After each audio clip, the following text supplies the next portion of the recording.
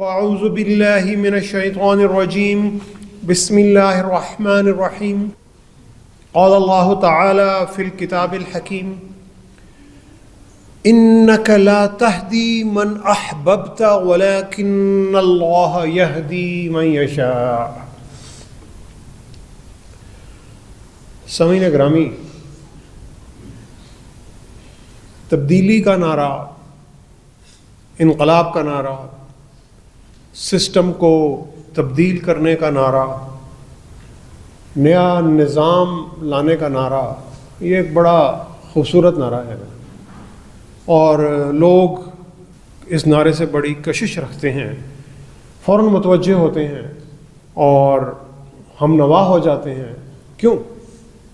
کہ ہر بندہ چاہتا ہے کہ معاشرے میں امن ہو، معاشرے میں خوشحالی ہو، ہر شخص اپنی زندگی میں سکون چاہتا ہے، ہر شخص یہ چاہتا ہے کہ معاشرے میں انصاف ملے، ہر شخص سماجی طور پر اور معاشی طور پر اپنے آپ کو اور اپنے گھر والوں کو خوشحال دیکھنا چاہتا ہے، اور ہر شخص چاہتا ہے کہ معاشرے میں انصاف ہو، جو اچھا کام کر رہا ہے اسے اجر ملے، جو غلط کام کر رہا ہے، ظالم ہے، اسے سزا ملے۔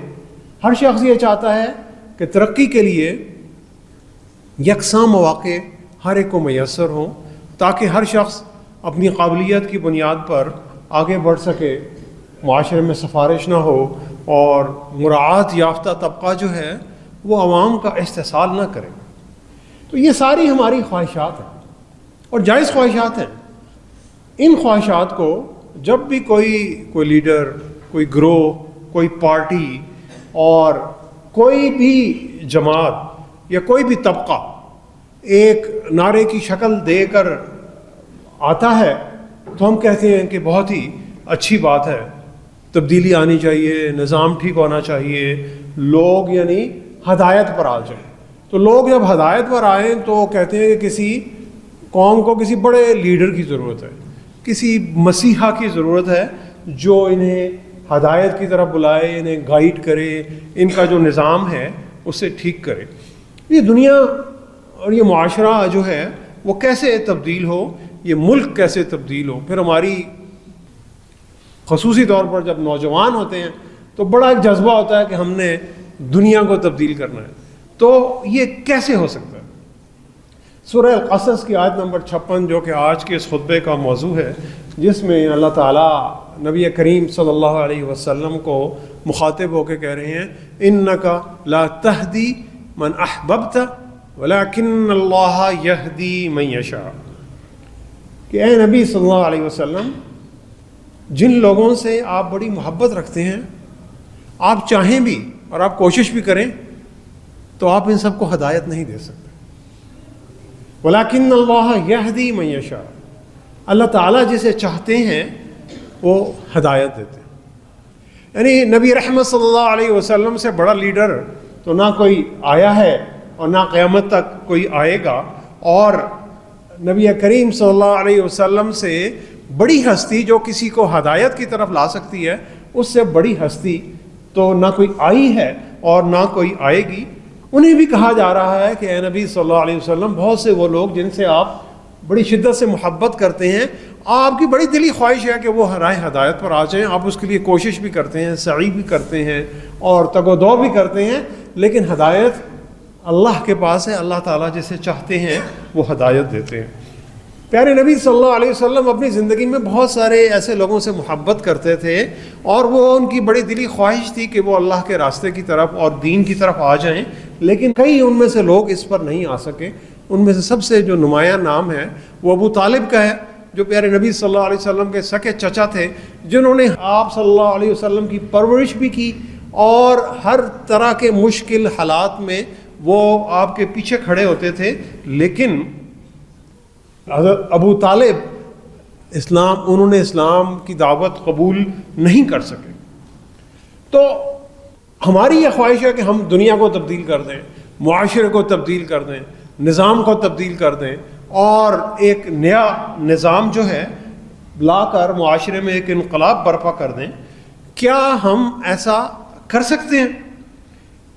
اور کر سکتے ہیں تو پھر ہمیں کیا کرنا چاہیے؟ یعنی وہ شخص کہ جو نبی کریم صلی اللہ علیہ وسلم کی ایک بڑی مشہور دعا ہے اس کے مطابق ہدایت کرنے والا اور ہدایت یافتہ اور لوگوں کو ہدایت کے راستے کی طرف لانے والا بن جائے. نبی رحمت صلی اللہ علیہ وسلم نے دعا کی تھی کہ اللہم اجعلہ ہادیا و مہدیا واہدد بہ، کہ اے اللہ آپ اس کو ہدایت دے دیں، وہ مہدین اور اسے ہدایت یافتہ بنا دیں، اور وحدی بھی، اور اس کے ذریعے لوگوں کو ہدایت دے دیں. تو کیا ہم اپنی انفرادی حیثیت میں اور اپنی اجتماعی حیثیت میں ساری دنیا کو یا سارے ملک کو یا سارے معاشرے کو ہدایت پر لا سکتے ہیں؟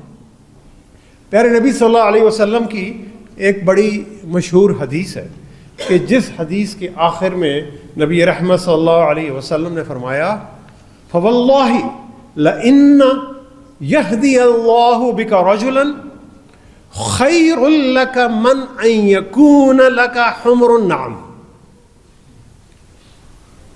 نبی رحمت صلی اللہ علیہ وسلم نے فرمایا کہ اللہ کی قسم، اگر اللہ تعالیٰ تمہارے ذریعے ایک بھی کسی شخص کو ہدایت دے دے، اللہ تعالیٰ اگر تمہارے ذریعے کسی ایک بھی شخص کو ہدایت دے دے تو یہ تمہارے لیے سرخ اونٹوں کی ایک پوری وادی سے بہتر ہے.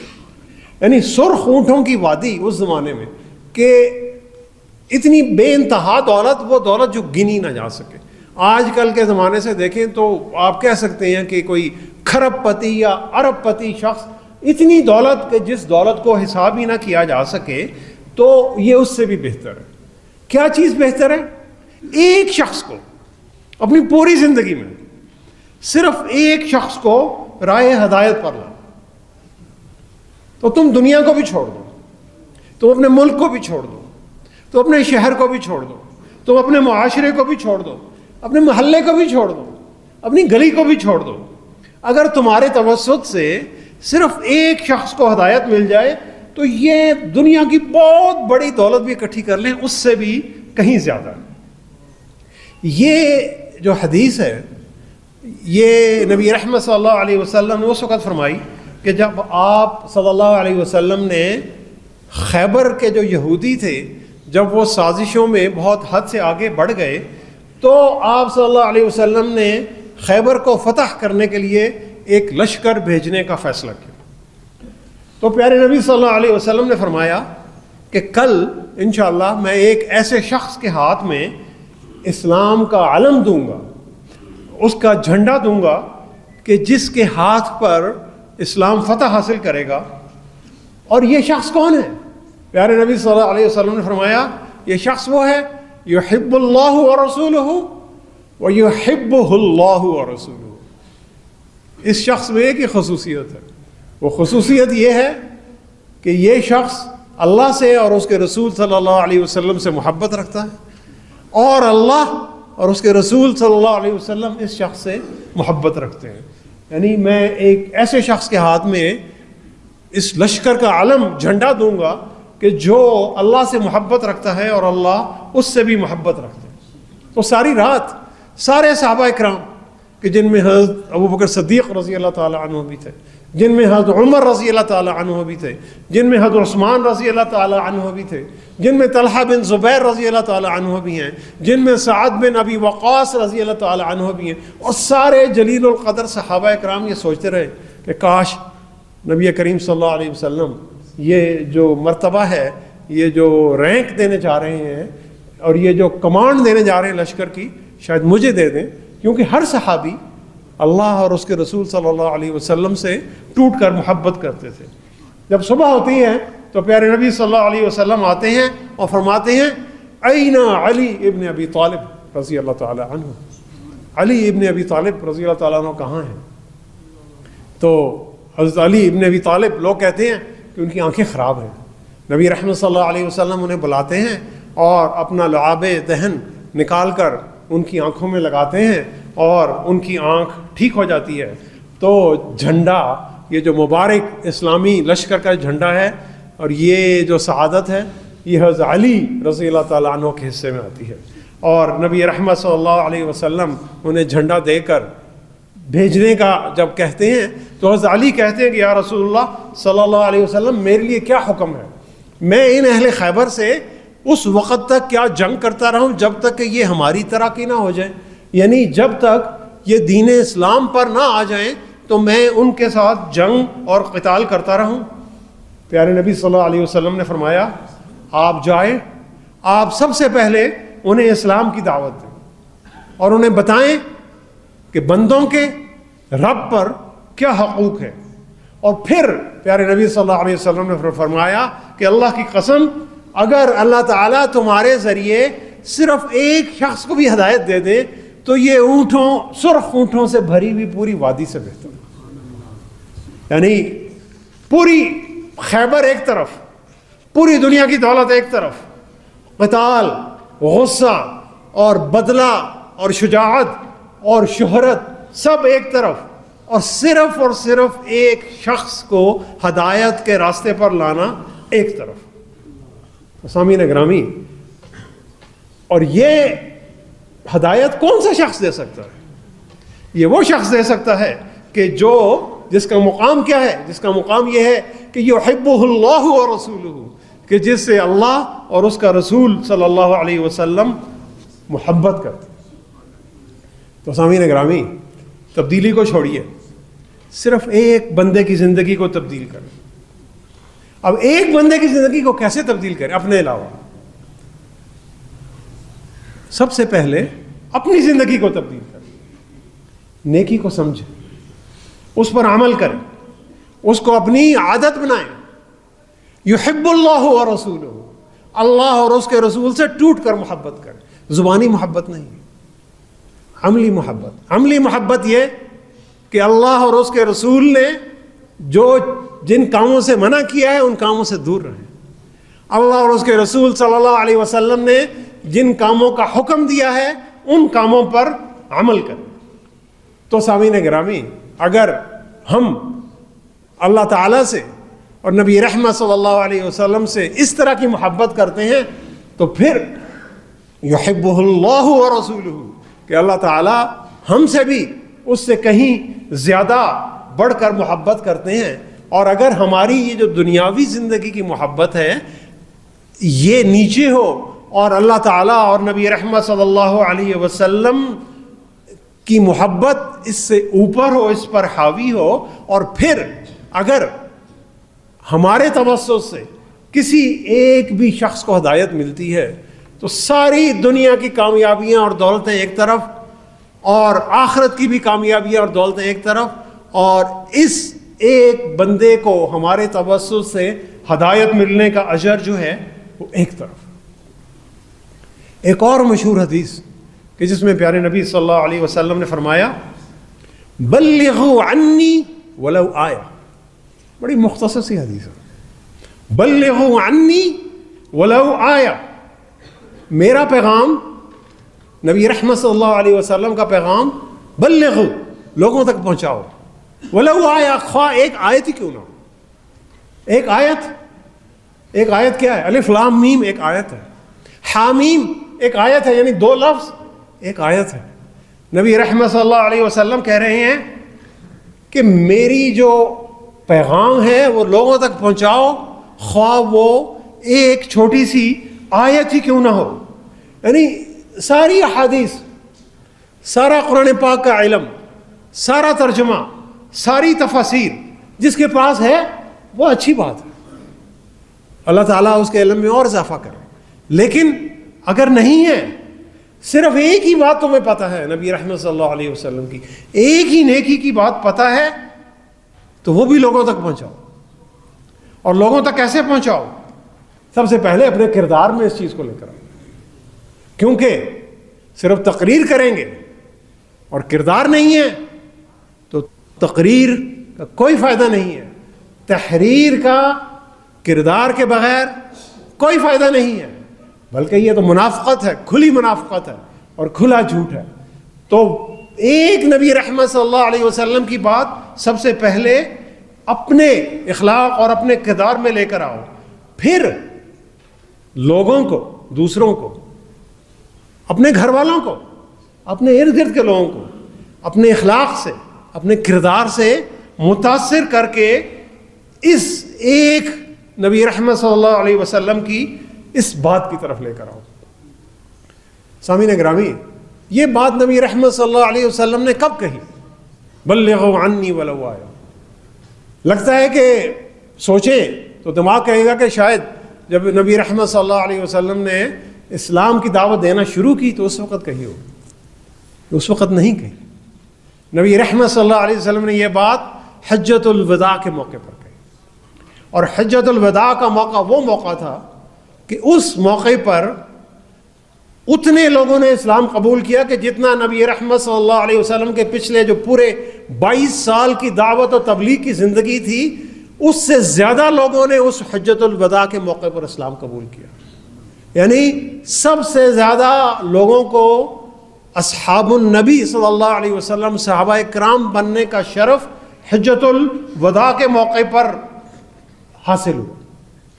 تو لوگوں کا خیال ہوگا کہ اب تو دین مکمل ہو رہا ہے، کہ اللہ نے اس دین کو مکمل کر دیا ہے، اور لوگ جو ہیں جوق در جوق اللہ کے دین میں داخل ہو رہے ہیں۔ وَرَأَيْتَ النَّاسَ يَدْخُلُونَ فِي دِينِ اللَّهِ أَفْوَاجًا، کہ جو لوگ جو ہیں وہ جوق در جوق، گروہ در گروہ، بہت بڑی تعداد میں، ہزاروں اور لاکھوں کی تعداد میں اللہ کے دین میں داخل ہو رہے ہیں۔ تو اس وقت جب نبی رحمت صلی اللہ علیہ وسلم جب خطبہ دے رہے ہوں گے اور انہیں ایک آخری پیغام، پورا جو تحریک تھی اسلامی، اسے جب سمیٹ کر دے رہے ہوں گے تو نبی رحمت صلی اللہ علیہ وسلم انہیں تو کہیں گے سارا قرآن پاک یاد کرو، سارے قرآن پاک کو حفظ کرو، اس کا ترجمہ پڑھو، ساری احادیث کو یاد کرو، اسلامی فقہ کا علم حاصل کرو اور عالم بنو، پی ایچ ڈی بنو اور اصول الدین پڑھو اور ساری چیزیں پڑھو۔ لیکن نبی رحمت صلی اللہ علیہ وسلم نے کہا ایک ہی کام کرو، بہترین انداز میں کام کرو، اور پھر اس کام کو بہترین انداز میں صرف ایک ہی بندے تک پہنچا دو، اور اگر یہ کر دو گے تو یہ دنیا کی ساری دولت سے بہتر ہے۔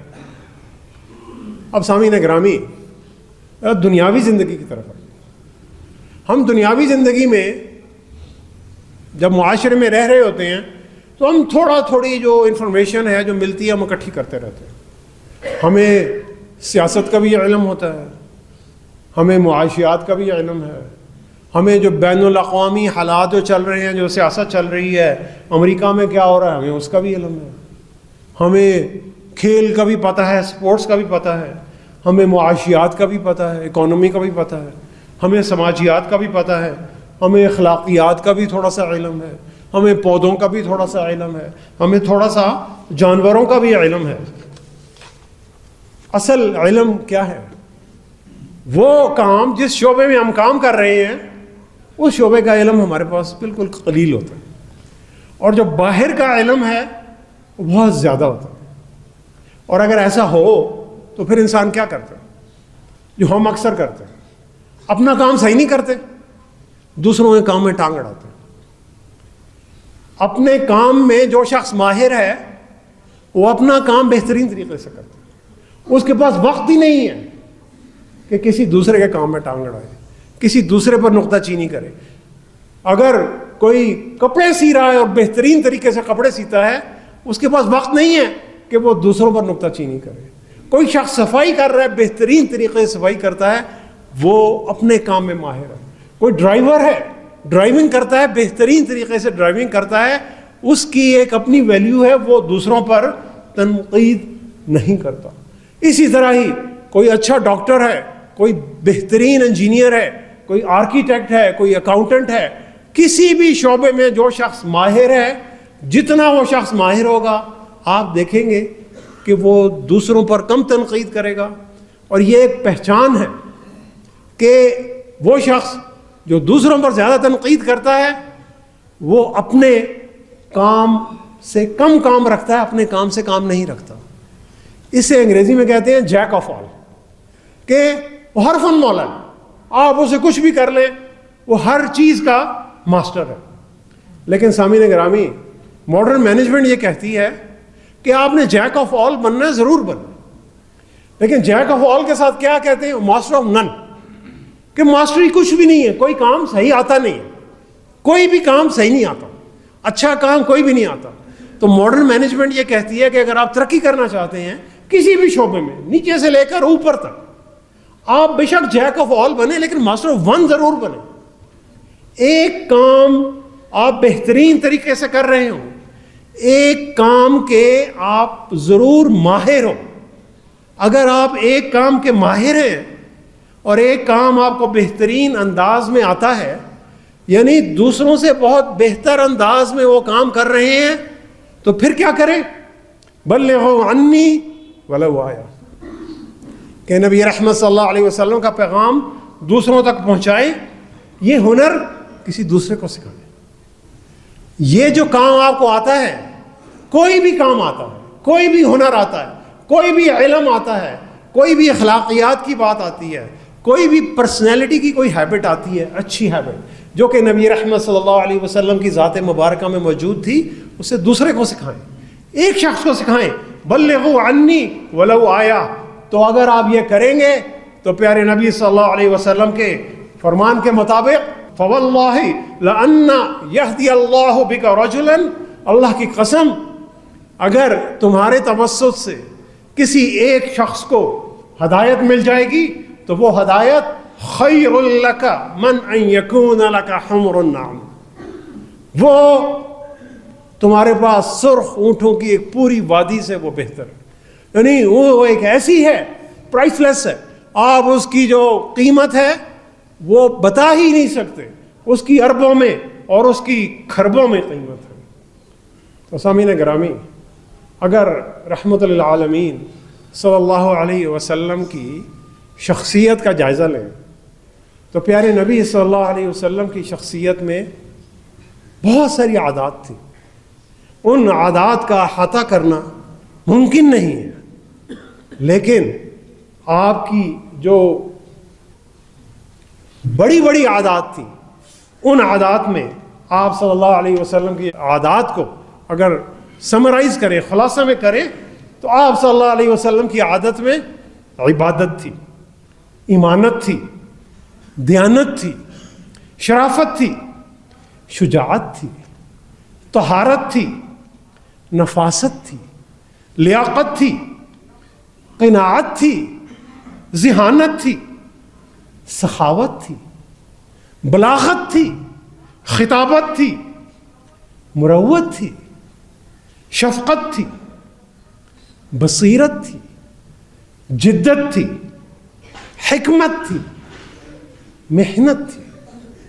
یہ ساری اور اس کے علاوہ بھی بہت ساری اور خصوصیات نبی رحمت صلی اللہ علیہ وسلم کی عادات کا حصہ تھی. تو سامعین گرامی، اپنا جائزہ لینا ہے کہ کیا میرے اخلاق میں، میرے کردار میں کوئی عادت ایسی ہے کہ میں اپنے وہ لیڈر کہ جب جن کا نام لیتا ہوں یا جن کا نام سنتا ہوں تو اس نام کے ساتھ صلی اللہ علیہ وسلم کہتا ہوں، تو کیا میرے میں ان کی ان عادات کی کوئی ایک جھلک موجود ہے؟ کسی ایک عادت کی.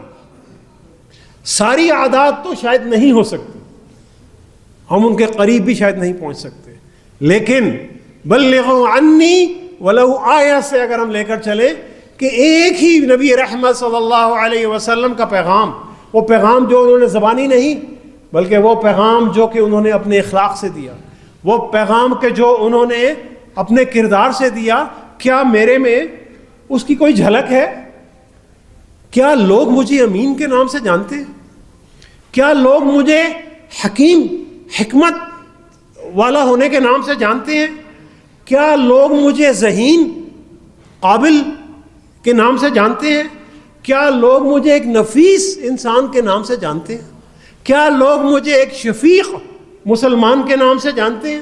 کیا لوگ مجھے ایک شریف مسلمان کے نام سے جانتے ہیں؟ کیا لوگ مجھے ایک سخی مسلمان کے نام سے جانتے ہیں؟ کیا لوگ مجھے ایک عالم، ایک علم والا مسلمان کے نام سے جانتے ہیں؟ کیا لوگ مجھے ایک مخلص انسان اور ایک مخلص مسلمان کے نام سے جانتے ہیں؟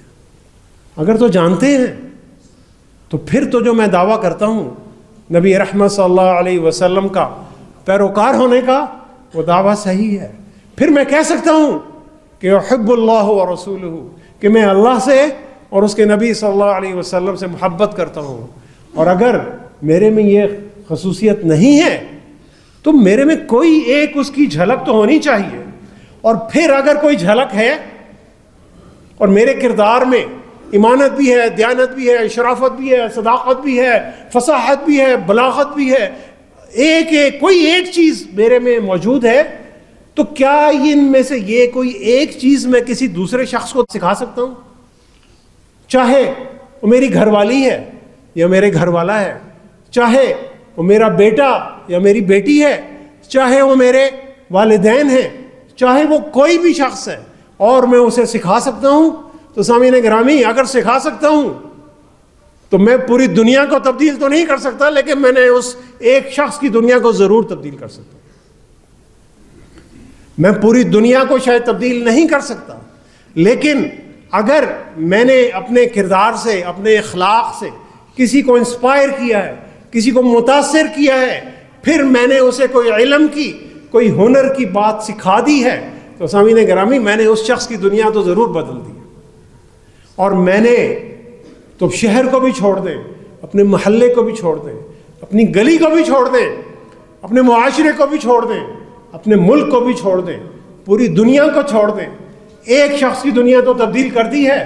بلغوا عنی ولو آیہ، نبی رحمت صلی اللہ علیہ وسلم کا فرمان لے کر میں نے اس ایک بندے یا ایک بندی کی، اللہ کے بندے کی دنیا میں تو ضرور ایک تبدیلی پیدا کر دی ہے۔ سامعین گرامی یہ اگر تبدیلی آئے گی، یہی پائیدار تبدیلی ہے۔ باقی تبدیلیاں خواب ہیں، نعرے ہیں، وہ جس تبدیلی کے پیچھے کردار کی اور اخلاق کی اور ایمان کی سپورٹ نہیں ہے، سامعین گرامی وہ نعرہ تو ہو سکتا ہے، خواب تو ہو سکتا ہے، وہ شرمندہ تعبیر نہیں ہوگا۔ شرمندہ تعبیر تب ہوگا جب میں پیارے نبی صلی اللہ علیہ وسلم کی سنت مبارکہ میں سے صرف ایک سنت کو اٹھاؤں گا، جو کوئی بھی سنت جو میری پرسنالٹی کو سوٹ کرتی ہے، میں اس سنت میں ایکسپرٹیز حاصل کروں، ٹاپ لیول پہ جاؤں، اور پھر میں صرف کسی ایک شخص کی اپنے اخلاق سے اور اپنے کردار سے متاثر کر کے اسے اللہ کے دین کی طرف اور اس بات کی طرف بلاؤں، اور میں اگر اس کی دنیا کو تبدیل کر دوں سامعین گرامی، تو ساری دنیا کی دولت ایک طرف اور یہ جو اللہ کی دی ہوئی نعمت جو ہے وہ ایک طرف ہے۔ یہ اس چراغ سے چراغ جلانے کی ضرورت ہے۔